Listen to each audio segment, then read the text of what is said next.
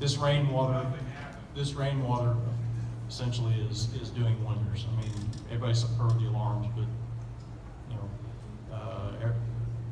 anybody that's been through college has probably heard the solution to pollution solution.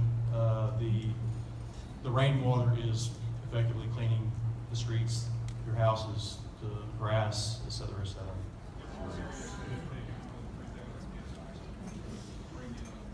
No doubt, no doubt.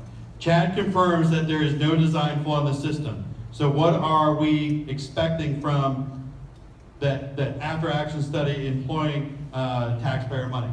I got this. Obviously, the design storm is you know, Harvey was well beyond the design storm. Moving forward, you know, lids, frankly, probably county as a whole is probably going to look at their standards in general for levy districts. I'm not going to speak for the county. In fact, I'm not going to speak for your lid directors, but certainly expanding the capacity of the overall system has got to be a top priority. And I don't see a path forward that does not include you know, expansion of the pump capacity of the system. There's a question from Creekstone Village. Given the many warnings with predictions, why there was no preparation? You knew low areas in Riverstone. Why no planning was done in anticipation, and why only reactive made to the process? I think, Chad, you can touch on that, but you model to a certain format, and then This is beyond all the models. We didn't know how the system was going to react. You know, we had about 2 days of gravity outfall. The system handled 2 back-to-back 100-year events without putting water in people's houses. You know, that goes a long way to saying the system is more than capable of handling an event well in excess of the design event. However, Harvey's off the charts.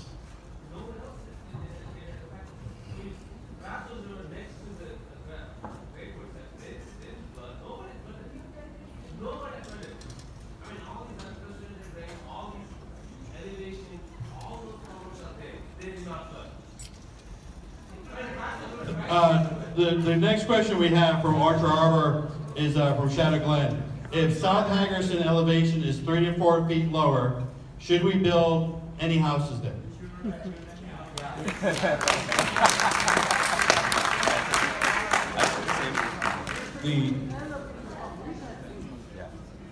I believe there were 7,000 homes flooded in Fort Bend County, over 100,000 homes flooded in Harris County. There's south of Riverstone, I'm sure in Brazoria County there were numbers of houses flooded that are lower elevations than this area. The area in the south part of Riverstone that's a foot to 3 feet lower than everything north of it is outside the 100-year floodplain. It's the rain that flooded you. The rain was seeking out the lowest elevation. The lowest elevation has to be somewhere.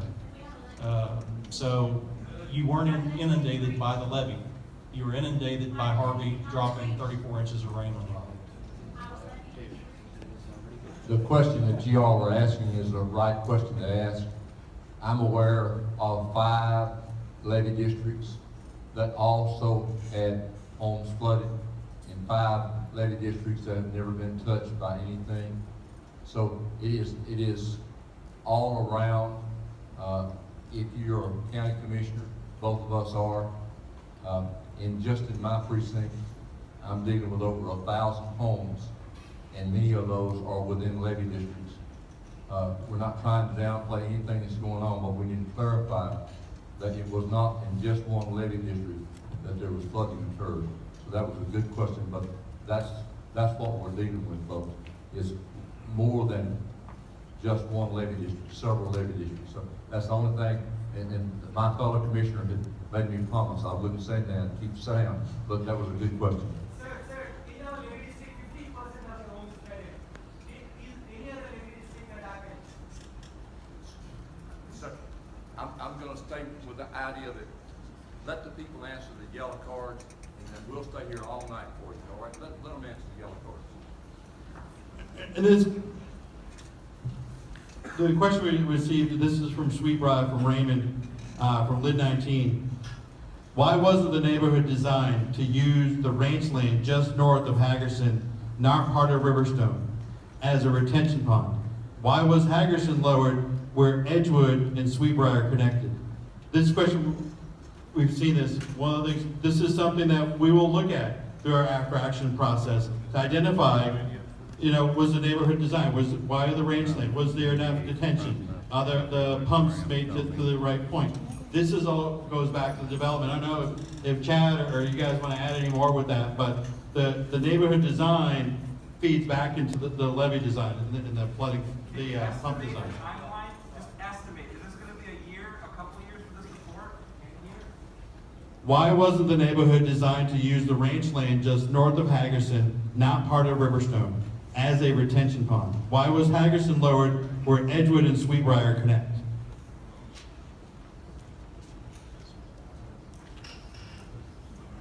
That property is not located, it's protected by the Lid 15 levy, but it is not part of the district. It is outside the district boundaries, owned by a private property owner. Are there any plans to install additional pumps now that we know the 2 permanent pumps are not sufficient for this type of storm? Alternatively, if no plans, then will temporary pumps be kept available for quick response in the future? I think the answer is yes, there will be new pumps. Will temporary pumps be considered? That's ultimately a Lid director decision, but we'll have to look at that in the after action plan, because certainly during hurricane season, it's a good time to be thinking about such things, but when November, December hit, it'd be a waste of taxpayers' money, in my opinion, to leave those pumps sitting there on rental for that until the next hurricane season comes around. That's just my opinion. A question from Millwood. Why is the Lid system not operated as a whole system? There's not massive flooding in Lid 19, while Lid 19 is entirely dry, with no water, as they call it on Monday afternoon. Is there any opportunity to change that in the way it is managed? Chad can talk about this a little bit, but at some point he told me that we were hydraulically connected between 19 and 15, and that is something that we talked about earlier that we're going to look at going forward. Chad, can you touch on that a little more? Yeah, during the worst part of the storm, the 2 systems, the Alcorn Bio pump station and the Steep Bank Creek pump station, were hydraulically connected. There was just so much water in the system. The drainage divide, which is effectively the Dow pipeline easement that bisects the district, blurred the lines of the watersheds. So the Alcorn pump station was actually doing more work than it would need to under normal design conditions. What was the other part of the question there, Rob? What was the other part? I apologize. The second part of the question.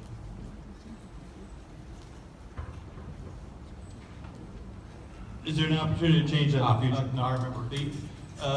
Yes, one of the things that will be part of our after action plan, as you recall, Rob said that they're going to engage a third-party group to double check everything, make sure that you're just not giving the opinion of one engineer. But one part of the after action plan that will be in our review will be finding ways to interconnect the watersheds through either a valve system or something like that, where if one pump station could somehow benefit the other, we'll certainly take advantage of those. That has not been considered in the past, but it will be moving forward. I'm going to get a drink of water. I'm gonna still be here. We're gonna stay as late as we can. I'm gonna ask Kanal to go through some of the questions here, and we'll keep going until we get done. This question is from Yogan. He's asking, what's the estimated timeline for the residents who expect a report on the corrective action or anything that's going to be done?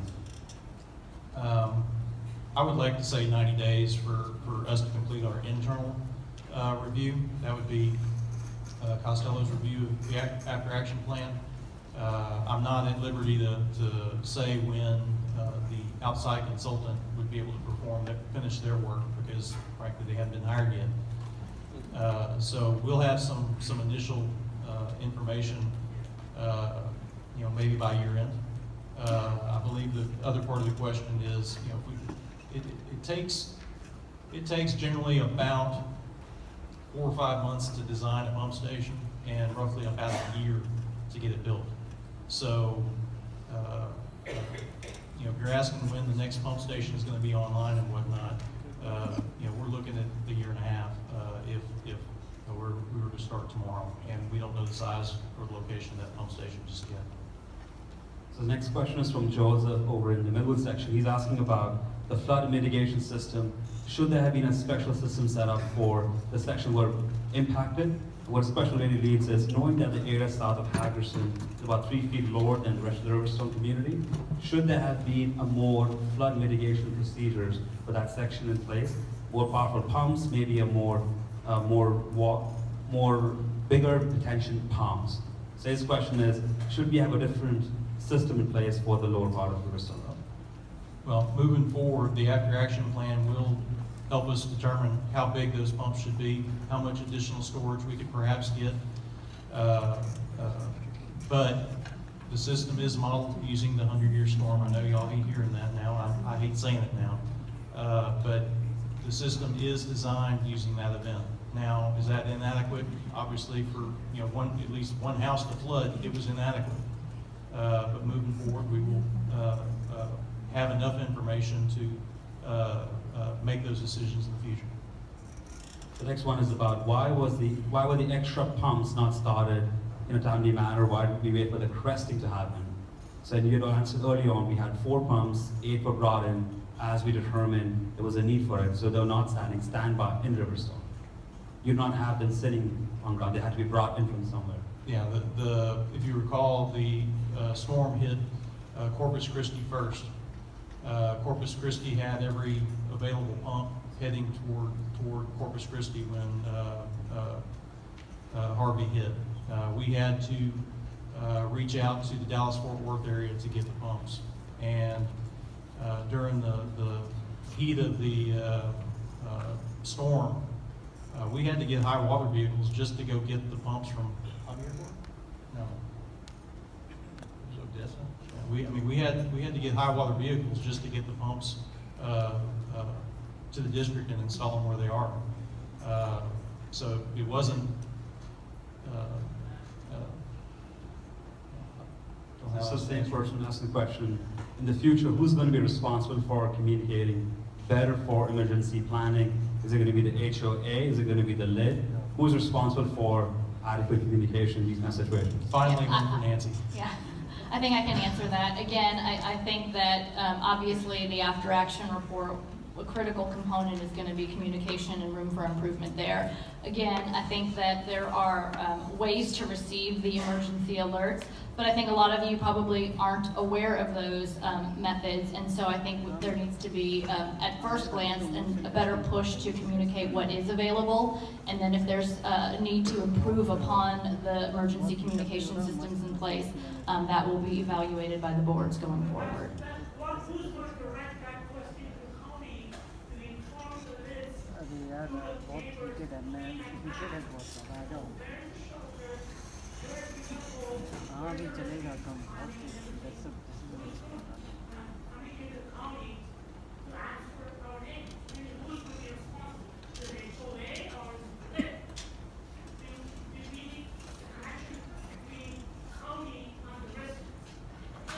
Okay, I think that, the levee districts are pretty plugged in to the Office of Emergency Management, and there's a lot of calls that do a request for unmet needs. And I don't think it's a bad suggestion for us to plug in the HOA in some of those communications, and I think that's a really good idea and something that we can present to the county. Is there an opportunity in the unincorporated areas to get the HOAs participating in those unmet needs calls? And certainly we'll take that into consideration. This is from Jack. He's over in the Shadowland section. It's about your retention ponds. This question is, how were the retention ponds within the community used during the hurricane? And are there gates control the water level in retention ponds? So his question is, are the gates controlling it or not? No, the detention ponds are actually, you have a bunch of outfalls into those detention ponds. Think of it as, and then you have a smaller pipe coming out of those detention ponds. They're effectively designed to allow developed flows to go into the developed flows, meaning there's houses all around. Allows developed flows to go into the detention pond. Detention pond rises, and it has a smaller discharge line or outfall pipe that allows that water to go out. There are no gates on our detention ponds. They are purely gravity. This one is kind of related to the previous question from Nobu over in Stonebrook. His question is, what does that mean by top 4 inches of levees not designed for water pressure beyond 100-year water level? And second part, I'll ask the question one more time. He says, what does that mean by top 4 inches, or top 4 feet, sorry, of levees not designed for water pressure beyond 100-year water level? I'm not sure that I understand the question, but I think I'll try to answer it this way. The 100-year flood level on the Brazos River is a particular elevation. The levees are required by the Corps of Engineers to be 3 feet above that elevation. Fort Bend County adds an additional 1 foot to that elevation. They require it. So the 4 feet is above the 100-year floodplain or 100-year Brazos River level is how high the levees have to be in order to meet, the Corps standards as well as Fort Bend County standards. The levees in Lid 15 and Lid 19 generally have 5 to 6 feet of freeboard in lieu of just the 4 feet. The second of the same question was, can you elaborate how the level of the water could fail with overtopping on the levee? How the levee could fail with water overtopping it? How high can the water go without overtopping the levee? How would the levee fail without overtopping? Some common ways that the levees fail without overtopping. Sand boils, when you have that much water against your levee, there's a lot of water pressure. Water pressure will seek out sands. Sands are not real good about keeping water out.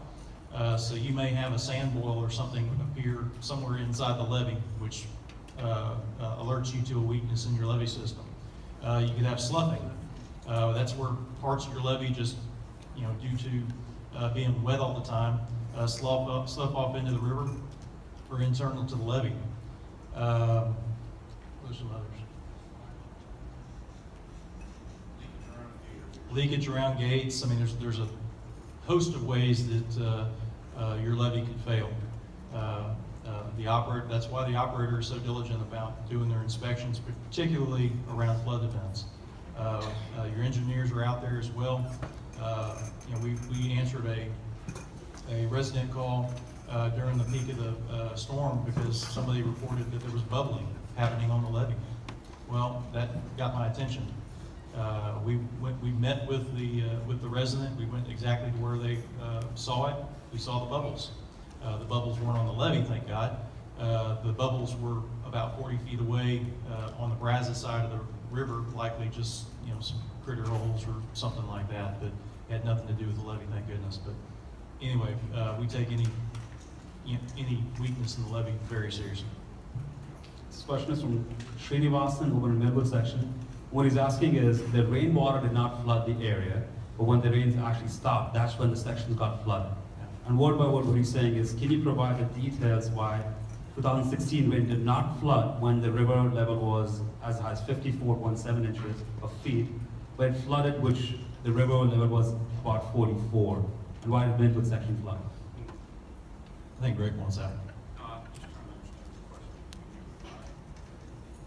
One, in 2016, we didn't have near this level of rain. And the river level, I mean, it's two separate events. You have a river event, and then you have the internal rainfall event.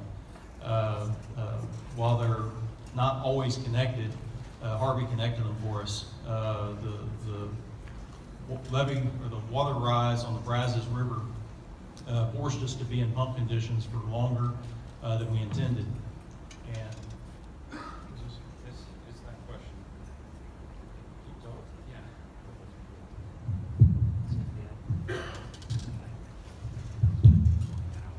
So the question is, why did it not flood in 2016, but it flooded because it got to 54.7, yet it got to 44 feet in Millwood? Well, 44 feet on the river gauge does not relate to anything inside of the levee because the levee's held and the gates on the levee's held. There was no river water that came into the levee system.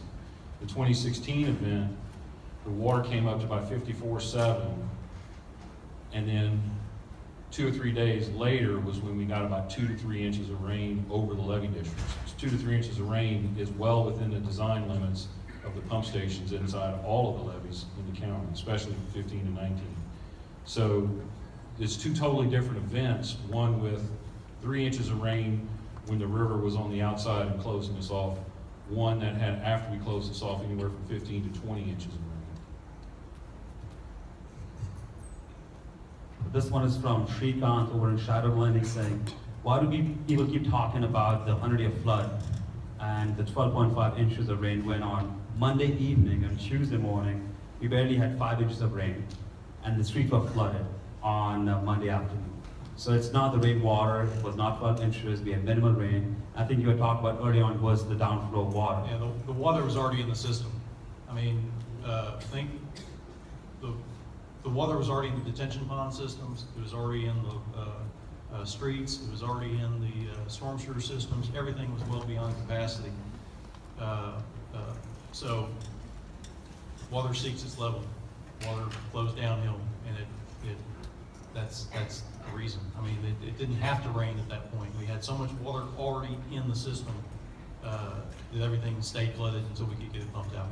So it was the gravity which was Yes, sir. working? Okay. Yes, sir. This is from Binu over also Shadowland section. She's asking, both the river and the levee was able or designed to accommodate rainfall we received, and neither of those flooded. And if you say it was designed for the 100-year flood, how come that 19 had more than 100 years of flood water while the river and levee did not flood?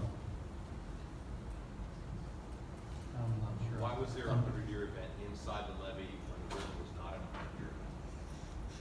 How was there a 100-year event inside the levee?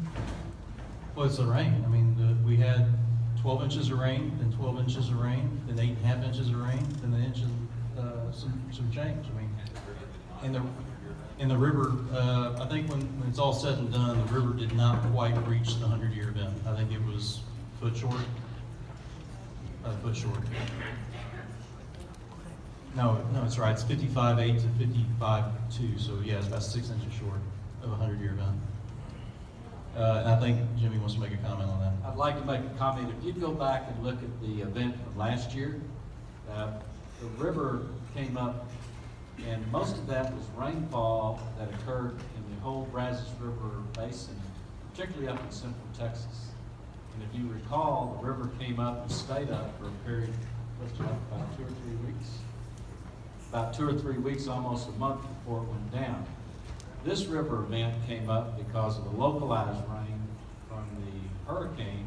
If you recall, it came up very quickly. Within 2 or 3 days, it had already gone away. So the difference is the system was not full upstream like it was, and so that's why we had a rapid river rise, and then it also went down very rapidly, where in 2016, all that was rainfall that occurred over a 2 or 3 or 4 week period prior to that. This question is from Leo over in Shadowland. It's about the code and engineering behind building the pump system. So this question says, you mentioned there is a limit storage for pump in lid 19, and that's why the pump is not as high as lid 15. So what's the code for building a pump system in the neighborhood? What's the code? Yeah. So his question is that one seems higher than the other one, and is there an engineering guideline, what height they should be built on, and how the pump system should be designed, and if there is, how is it set up in the neighborhood? I may need to read that question. I'm not sure that I understand.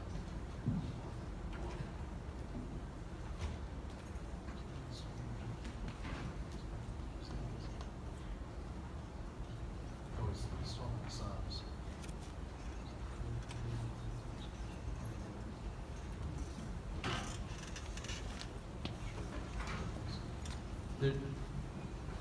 There's limited storage. Pump in the 19. Actually, the Steep Bank watershed has quite a bit of storage. That's why the pump station is smaller than the one in Alcorn. And what's the code for building a pump station in the neighborhood? We're in the. I'm probably not going to answer the question that they're asking, but I'm answering the way it's written. Because we're not in the city limits, I mean, we follow the code set by Portland County to build a pump station. We built the pump station above the 100-year floodplain on the Brazos River. And the purpose for that is, should the levee get breached, heaven forbid, we want to make sure that our pump station remains operational during an event, so that if it were to breach, we still have pumping capacity to get the water off of us as quickly as possible. This one is from Talha. Lost Creek, his question is, now that we know that lid 19 sits below the Brazos River, now I know that's not correct. He said that. Start over, I'm sorry. His question is that, now that we know that lid 19 sits below the Brazos River, now I know that's not correct. It is, the river is here and the lid system is higher, so that's incorrect then. What are we going to do to improve the system now that we have 3 floods in the last few years? And you've already explained that this is a corrective action site that you have to do. Yeah, we've in my brain, we've had 1 flood since in the last 3 years. The river events did not flood anything in the Riverstone levee system. The levees worked perfectly, just like they were designed, and kept the Brazos River from becoming part of Riverstone. So, you know, we're not below the Brazos River by any stretch of the imagination. This is from Jay over in Lost Creek section. His question is, will you be providing all assumptions of upstream flows used in initial capacity calculations for lid 19 pumps? Certainly. Part of the after action plan will be to consider perhaps more drainage from those areas to the north. If we're going to consider something larger than the design storm when sizing the expansion of the pump station, then certainly we'd have to include additional flow from those areas. Did you get the original numbers from them, or was it based on? It's all part of the model. When we design each individual's phase of development, the models are updated, and those flows from those areas are included in the overall model. So this one is from Hong over in Millwood, and his question is related to flooding in lid 19 in relation to the reservoir release that we had post I-10 area. So being the timing on the same, his question is that, are these two related? And what he's written is there a relation between reservoir water release and flooding in lid 19? Time-wise, they were about the same time, so I know It's that's just coincidental. Just by chance. Ming from Avalon Riverstone. How do I know if the river is going to be overtopping the levee?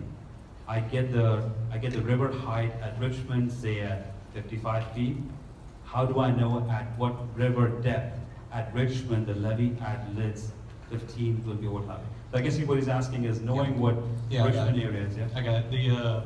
If you'll download the presentation, when you get back on, I believe it's the third slide, it's the Riverstone relationship to the Brazos River flood gauge in Richmond. We provide the top of levee elevation, we provide the natural ground inside the levee, and we provide the conversion, how many feet you add to the Brazos River level to get to wherever you are in Riverstone, because it differs as you move downstream along the Brazos River.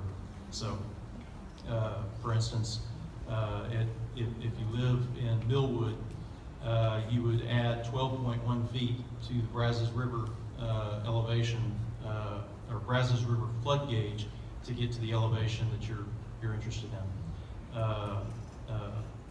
I would certainly, we were still sweating at 59 when the 59 elevation came out. Certainly at 60, I think we had problems. At 61, we had big problems, and luckily it never got above 55 too. So.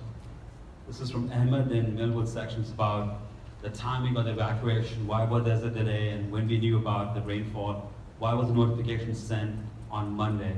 So you already explained this was not the LIT, was not the HOA or the developer, it was actually the judge who made the decision when the evacuation timing was determined, correct? Yeah, certainly, if I would have preferred that we had a model that could have shown us what would have happened when we received 34 inches of rain. We could have predicted this and gave everybody, 3 or 4 days notice that this was going to happen. We had the 80,000 gallon per minute pump station. When the gates closed, the pump station was already running for at least half a day when the gates closed, and the operator reported back that, hey, we're not, we're having a lot more water in the system than I think anybody's predicted, and we're not making any progress on drawing water levels down. So we ordered the extra pumps and to help get the water down, and basically at the same time we said, hey,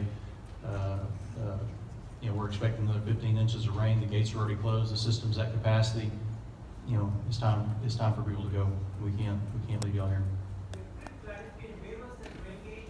You keep citing 34 inches. The 34 inches. Yeah. The 34 inches is it called? My neighbor recorded 28 inches. So one of the things we've done thus far is we've collected NexRad data, which is the radar data that you see on the TV. There's a firm out there that you can go and order that information, and they convert it into rainfall depths. And then they also compare that to the local gauges that we have. There are a number of rainfall gauges in the Sugar Land, Missouri City area. So they rectify that data down, and that's what they've come up with, is on average, in the Riverstone area, we had 34 inches in that 4.5 day period. There are 3 rain gauges that that I personally was monitoring. One is, they're all on a Harris County flood warning system website, HCFWS, if you want to go look that. One is at Ditch A, over just south of 59, and there are 2 at basically Dulles Avenue and Avenue E, where that intersection is. And those confirm that there was 30 inches on the western side and 33 inches on the northern side. So the 34 inches is a pretty good average of the area of the rainfall over the whole area. So that's where we're getting our rainfall data. This is a good question from Jose, who's in the Millwood section, and he's talking about in normal conditions when there's no hurricane, no rain. In fact, on end of October 15, there was rainfall for about an hour, and his car got flooded. So he's challenging the design conditions of that section. Hurricane or no hurricane, even with 1 hour of rain, his car got flooded. We'd be interested to know where that happened. He has a date stamp of October 30th, 15. It's actually, it's me. see the water rise almost every time we have a storm, for about 2 hours. And I noticed the system peak comes, and actually delay about 45 minutes. So the water reaches the sidewalk, and then you see the drainage working. So it seems to me, as an engineer too, the system is delayed too late. It's just taking too long to drain the water. Which section is this? Is in Millwood and Hickory Branch Lane. Okay. My car got flooded in 2 hours of rain. I'll be very interested in reviewing that. I'll be happy to look at the address. By the way, to remind you, it's not hurricane.com. It was October 30th, 2015. We got about 2 inches of water, 2 inches of rain in a night for 2 hours. And I had a clogged car, and I had to fix it. So every time I see a heavy rain in that section, we got water above the sidewalk. And the system start working in about 45 minutes later. It's not a hurricane system, it's always flooded. We'll have the district operator, which is the mud district, look at those storm sewer lines. There may be a blockage, or there may have been a blockage in the system or something like that. But I'll get your information and certainly look at that.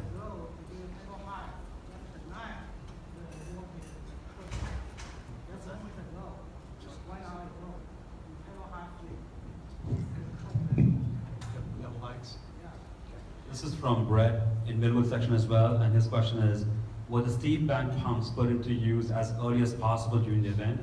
I know you already explained to us they're running on an ongoing basis, they were not put at stop at any point in time. Right, and I can actually answer that one.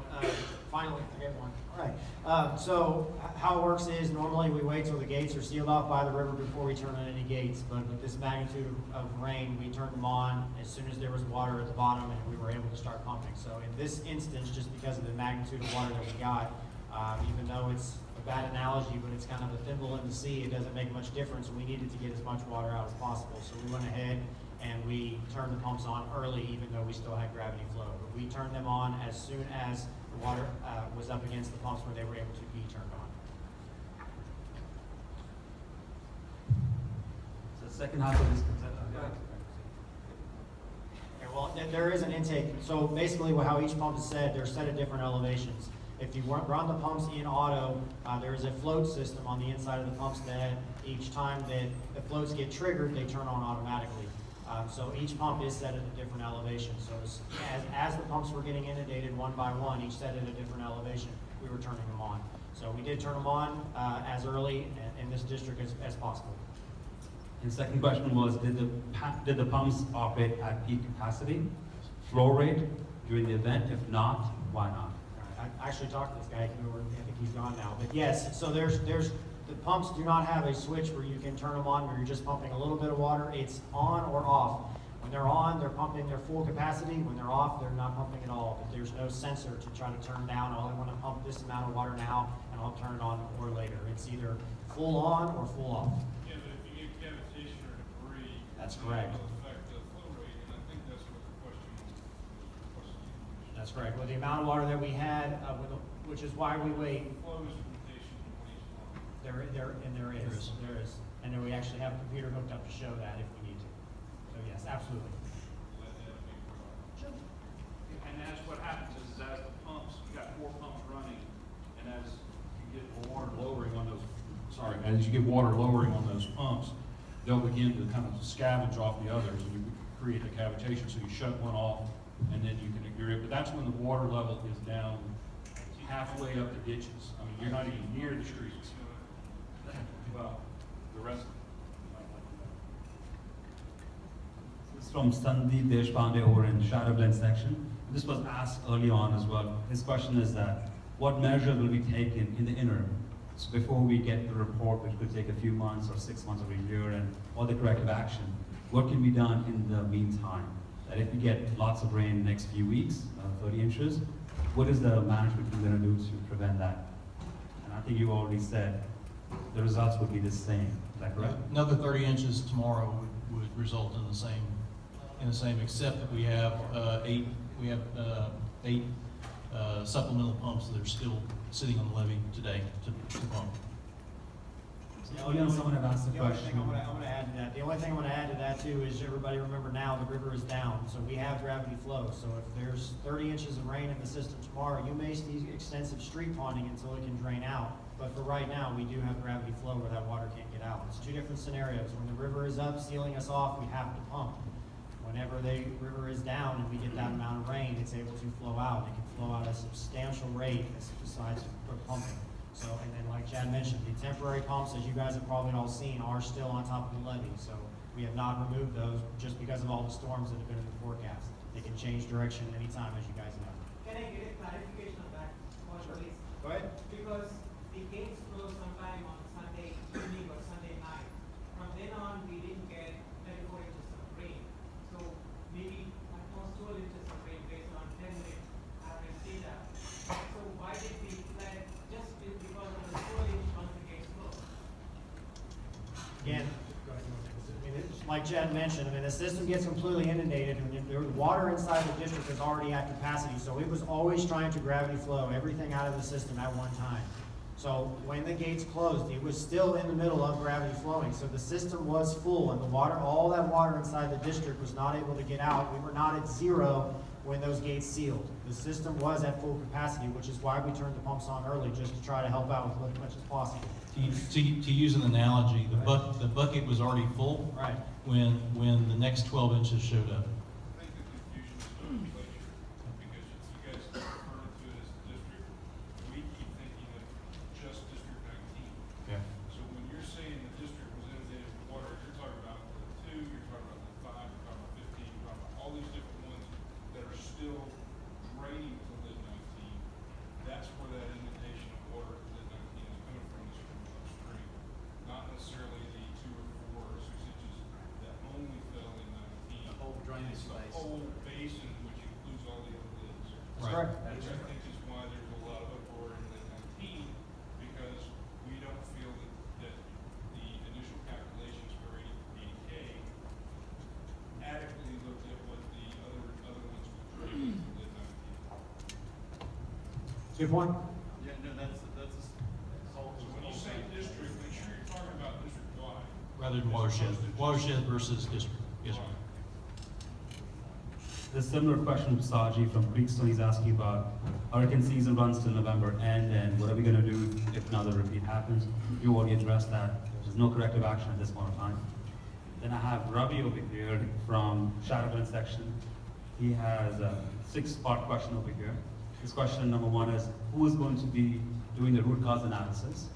What is the timeline? And who's going to lead the investigation? And when can we expect the path forward to be implemented? That will be something that the board will actually decide. We started the process of asking the operators to do their own after-action review. We will also, parallel to that, find an entity to do the peer review. We will look at those after-action reviews to make the final decision. That time frame on that, guess would be at least 6 months to get it going and go through that process. This is the first time we've done this, so I can't answer, like, specifically say this is the amount of time. So the second part of the same, Ravi's question was, can the pump discharge capacity be increased above the river's flooded level while you're waiting for all this investigation to happen?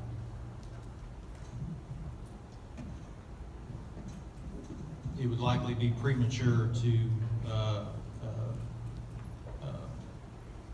randomly go select a pump to perhaps try to upgrade without the after-action report, to know what we're trying to design to, what amount of water we're trying to discharge from the system. I think it's appropriate to wait for the after-action report to help guide us to make that decision. So I have Danny from Creekstone and I have Darren from Creekstone as well. Similar questions. Danny's question is, can we have more water retention ponds near to the steep bank creek floodgate, near the floodgate? And Darren's question is similar, where are there any plans to add more pumps, either permanently or the ones temporary over there? And are there any plans to raise or reinforce the levees? So these are all questions that you guys are going to have answers to once the investigation is completed. Right, the availability of additional detention would be challenging since everything down there is already developed. The only place to add the detention would be below the existing floor of the existing detention ponds, which means that every time it rains, every time you get a quarter inch of rain, you'd be pumping that water out because it would basically would be below the flow line of Steep Bank Creek. But certainly, every option has to be on the table, so it'll be something to look at. So just an icebreaker, I know we've been in serious mode all evening, but I love the comment over here, love the suggestion here. I live in Riverstone as well, and I did not have flood insurance. His suggestion, this is Darren's suggestion, is tell people to quit being cheap, loud, and buy flood insurance. No, that's not funny. So this is from Shrikant over in Shadowlands section. His question is it common for lids to have no hydraulic separation? In the current system, lid 90 is always doomed. Is it common to not have? Is it common for lids to have no hydraulic separation? In the current system, lid 90 is always doomed. So his understanding is that from 19 versus 15, there seems to be no separation of water overflowing in 19. And that seems to be a system set up for failure in the future as well.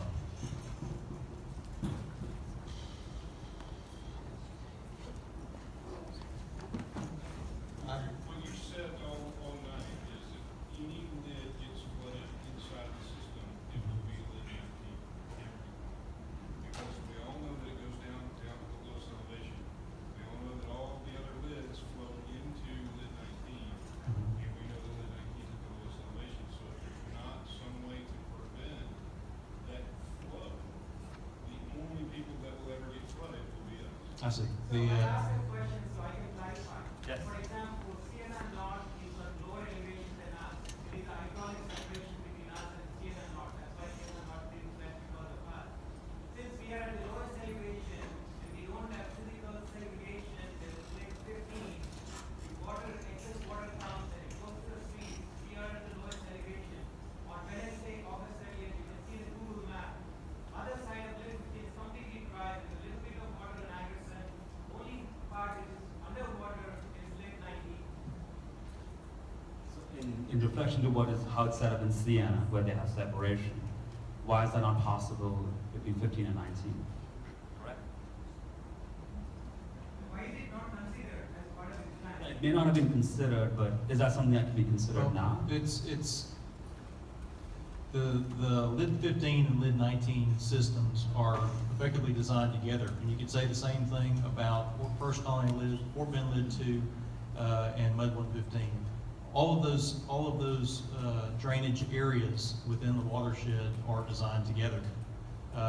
They all have a common discharge point, which happens to be located in lid 19.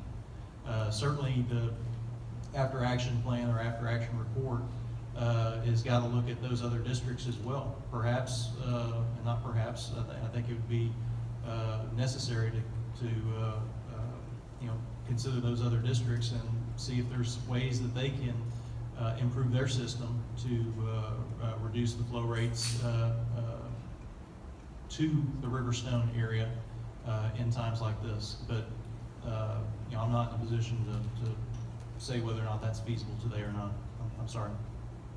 This is also in regards to the design of the system. This is from Rena over in Lost Creek. Her question is, what's the rationale for using the same design criteria for upstream and downstream areas for the flood prevention, especially when there are no laws for flow regulation between lids?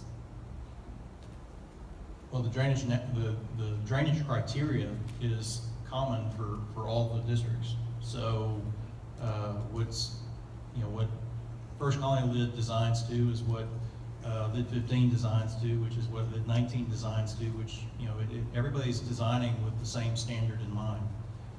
When you receive an event that's in excess of that storm, some uncertain things occur. But it is treated as one system because they are all somewhat interdependent under the design form.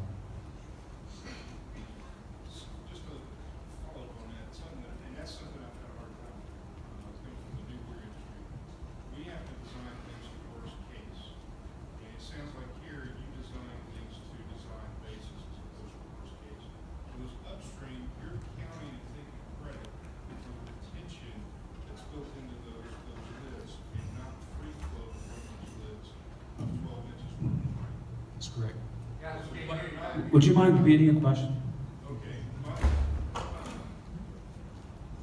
Just, I don't know if it's a question or a statement because he said it was correct, but basically you're going to design base vice worst case where you are taking credit for the retention in those upstream lids as part of the 100-year design in lid 19, as opposed to saying it was free flow of 12 inches of rain from all those upstream lids, which is what we saw, because all the retention was already full. And yours was also full at the same time. The whole system filled up at the same time. I understand, but ours full is not water in our homes. Theirs continuing to drain into ours with ours full is water in our homes. And that's why we have so much heartache with them being able to free flow on Monday when we didn't have water in everyone's homes and they didn't either. So the fact that those gates between us and them weren't shut on Monday when we couldn't discharge fast enough meant that our homes were sacrificed. Theirs still wouldn't have had water in them, more than likely. And that's where the heartache comes from. I'm not saying that it's 100% because we don't have the numbers to do the analysis. On Monday the gates were closed on those upper districts. Really? Between 15 and 19, the gate was closed? Y'all said September 1st. Oh, okay, the rain day of Monday. You're correct. The gates were not closed. Right.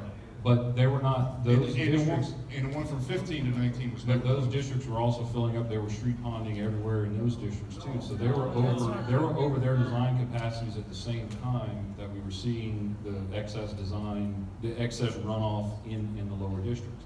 One of the things that we can't escape the fact that we're going to analyze the system to figure out what we need to do to where we got in the actual event on day one, because the system's designed for a 24-hour event. Once it gets to day two, that's beyond our design. That's beyond our design that we've looked at. We're going to go back and look at the 4 days worth of rain and put that into the models to see how it performed first, and then go back and decide what can we do to get, if we were to see a similar type event, what can we do to minimize or prevent water getting into, at least into the houses, if not into the streets themselves. We can't answer that question tonight. I mean, it takes a good bit of modeling for us to do that, and we're going to do that as quickly as we possibly can. We know that that's a limitation in the system when it goes beyond the 24-hour design that we were looking at, that we've designed to. That's the criteria that we designed to.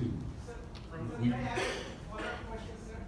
Just one follow-up. So at this point, if we close the gates downstream and we know that we have filled all our storage, how can we access water from others? Why was there not coordination in your managed by the same people between 15 and 19?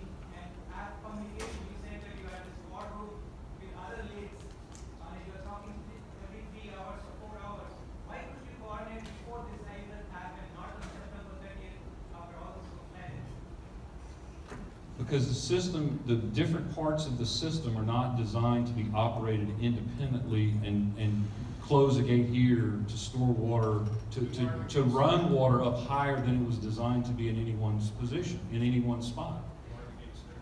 The gates are there, so the gates on the upper part of Steep Bank Creek that come from Lid 2, First Colony Lid, and Mud 115. Those are free. Why is 15 and 19? 15 and 19. The gates between 15 and 19. The gate between 15 and 19, they had 4 foot of freeboard that was never shut.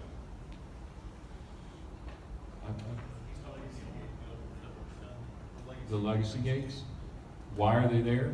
They were there when there was the Lid 15 was built first, and that levee was crossing Steep Bank Creek there, and those gates were left in place. And actually what happens if the water's gonna come out of the creek there, it's gonna go around that mound of dirt that's in the creek and go around it and continue on downstream. So one of the things we will look at, are what do those gates still need to be there, or do we need to just take them out? So well, Well, the other way to look at it is, if those gates have been used, could the flooding be delayed? Could the upper We don't area- know that sitting here today. That's gonna have to be part of the modeling. So in the modeling, will you find the volume of water that actually Yes. accumulated? Yes. So as a follow-up to your question, is just me asking you, if there was rain, flooding, isolated in lead 19, that's all we were getting rain over the hypothetically, and we were discharging water out of lead 19, which areas, districts, would we be impacting if we were just discharging our water out of 19?